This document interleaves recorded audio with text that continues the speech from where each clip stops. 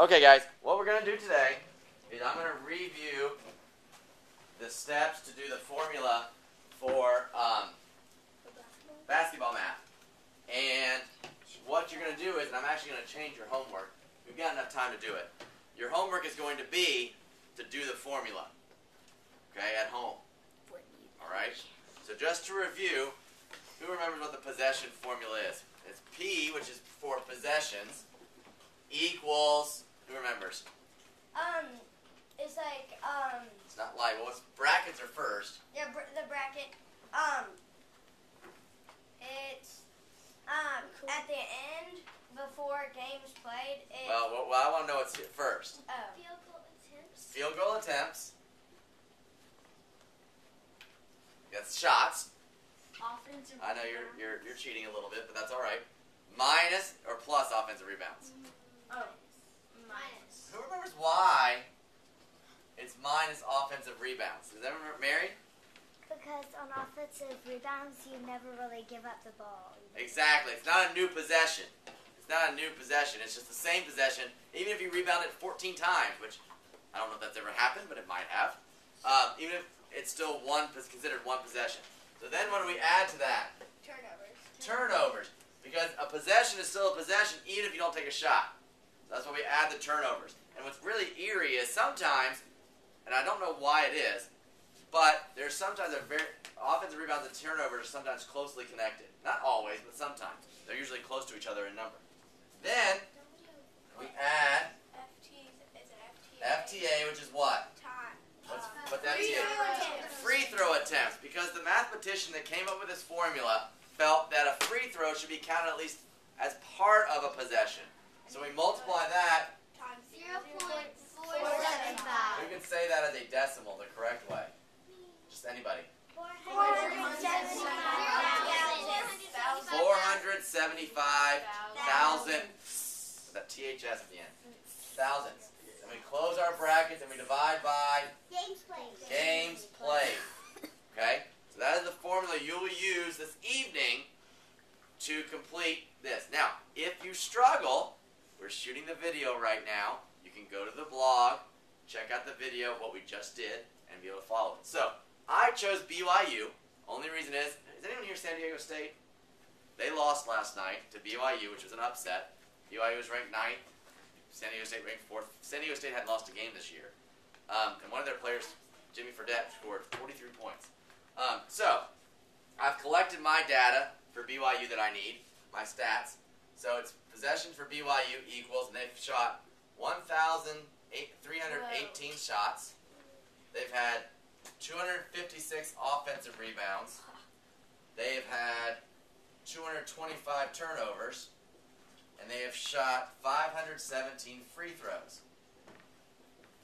And they have played 21 games. So I plug in all my numbers. That's the easiest way, is take your stats that you collected last night and then plug in your numbers to the formula.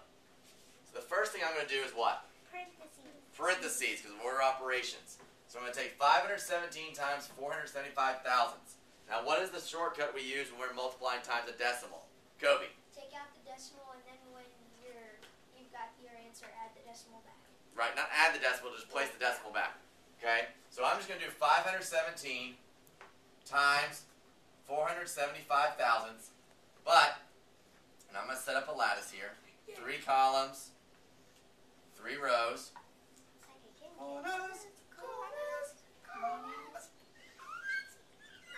And then do a very good corner there, so I'm going to read it. Let's try that again.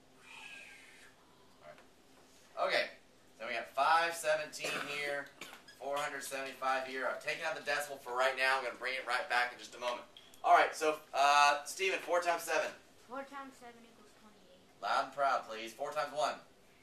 4 times 1 equals 4. 4 times 5. 4 times 5 equals 20. 7 times 7. 7 times 7 equals 49. 7 times 1. 7 times 1 equals 7. 7 times 5. 7 times 5 equals 35. 5 times 7. 5 times 7 equals 35. 5 times 1. 5 times 1 equals 5. 5 times 5. 5 times 5 equals 25. Okay? Then we add up our diagonals here. So it's 5, 9, 3. 12. 12. 7 7 17, carry the 1. 9, 13, 20. 20, 25, carry the 2. 4, 8.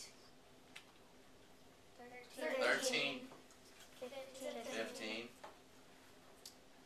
4, and 2. So 2, 4, 5, 5, 7, 5. But I need to remember to bring my decimal point back. So how many decimal places did I have? 1, 2, 3. So I'm going to go 1, 2, 3.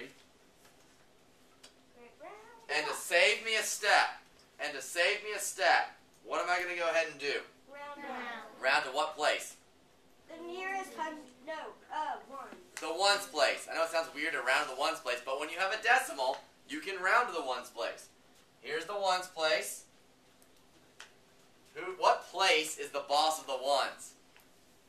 Caroline? The 1. No, there's no such thing. Oh. Joshua? The 10th place. So here's my boss. 5 and up goes up, 4 and down stays. This is going to go up or stay? Up. So it becomes a 6. So this part of my formula is equal to 246. Now I can go do my subtraction. 1,318 is my minuend. 256 is my, Subtraction. very nice, Cole, thank you. 8 minus 6 equals 2. 1 minus 5. Can't do it, so I go to the hundredths place. Take 10 away. Take one of the Take hundreds one away. And remember, from early on in the year, we slide that hundreds into the tens place. What happens? it breaks. Breaks into how many tens? 100. No, 10. 10. We haven't talked about this in a while. We have 1 10. We add 10 tens to it. It gives us 11 tens. 11 minus 5 equals 6. 2 minus 2 equals 0. 1 minus nothing equals 1. So that's that. Then I'm going to add my turnovers, which was 225. I get 7, 8, 2, 1, 1,287. And then I take that and I add my 246. My 2 add-ins here. 7 plus 6. Anybody? 7 plus 6 equals 13. 1 plus 8 equals 9, then 13. 1 plus 2, just say it. 3. 5. So 1,533. See if I can find the space to do this division problem. All right. Hey, Stephen, look through that viewfinder and see if I'm still in the camera. Am I still in the camera if you look at the back? Yes. Okay, 1,533 is my what? Dividend. 21 is my divisor. So we're going to have to use some estimation here to be able to do this. 21 doesn't go into 1. Doesn't go into 15. So we got to go to 153. So let's think of compatible numbers. This is about 20. What's something times 20 that's close to 153? Anybody? 3. No. Wait. Think about 30. think about a okay, but what's the product of 7 times 20? 7 100 times 7 times 20 is 120. 140. 140. So that we think that may work. So let's try 7. And the great thing about division is there's a safety net. So we'll try 7. 7 times 21 is equals 7. 147. That should work. We subtract. We get, this becomes a 4, 13, 6, 6. Oh, lucky you guys. Check it out. How many times does 21 go into 63? 3 times. Exactly. 3 times 21 equals 63. We subtract, get 0. So 73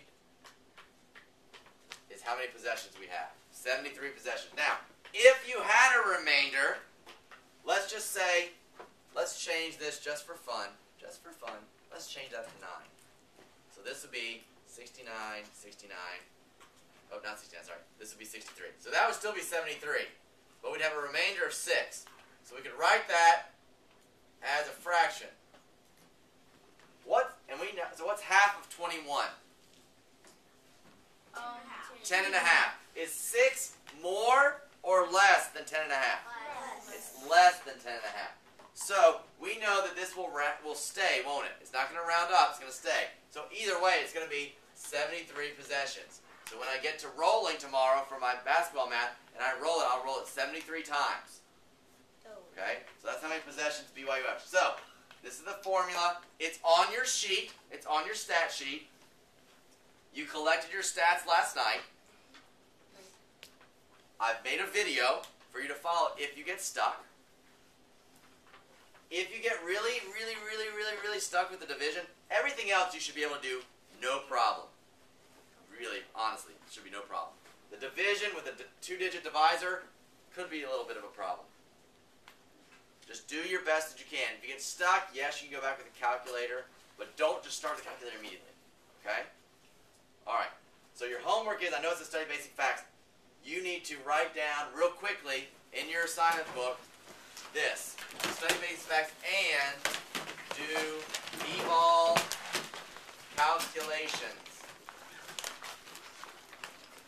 Okay? And you have the stats already. Okay? You have the stats already.